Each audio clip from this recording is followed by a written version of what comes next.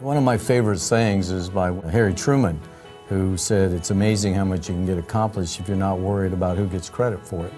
So I think the husband-wife partnership really made that more viable.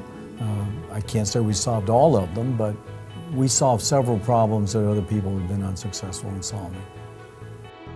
I don't know when I first became interested in science. I think for me it was just kind of a gradual progression from about when Sputnik was launched. Of course, all the succeeding launches since I lived down in Florida. And then I decided that I wanted to be a rocket engineer, and I ended up marrying one instead. Well, I've been always interested in everything I ever did, so I didn't really set out to have a NASA career. And so it was just a progression that I always told my students, don't try to plan your life out. The most exciting things will be the ones that just sort of wander by you when you're not expecting it. We spotted each other on the tennis courts.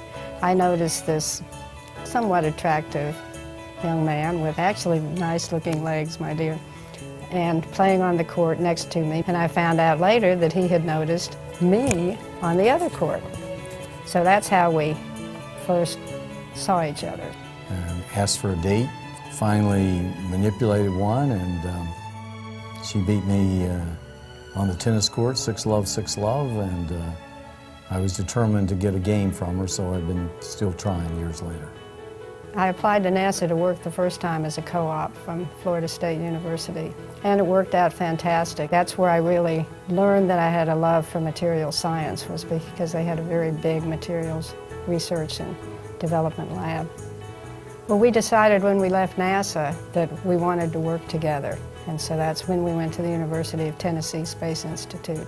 We formed a research team to do laser materials processing and microgravity solidification in space, because it gave us the opportunity to combine our different talents. It was really a nice partnership because my area was fluid mechanics and her area was metallurgy.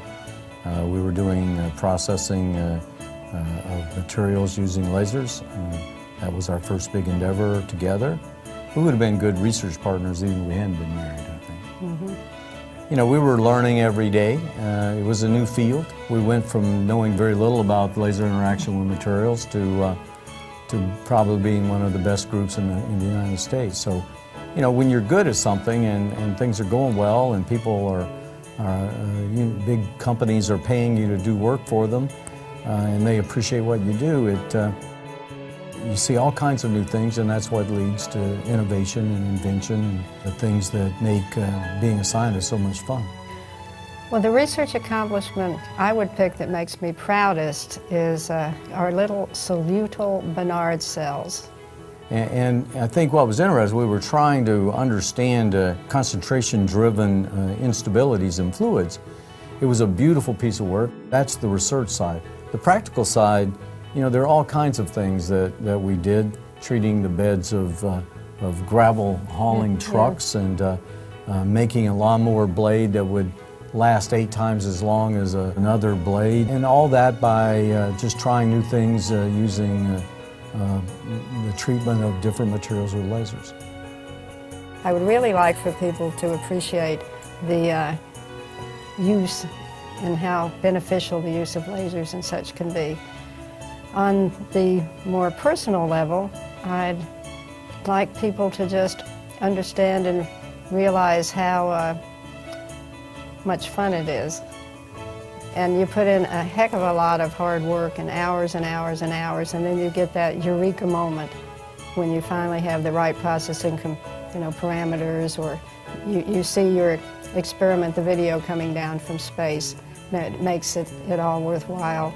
And I would love for other people to really appreciate how beautiful and wonderful it is to do science and research. And when you pull together, it's amazing what you can accomplish. It's just flat fun.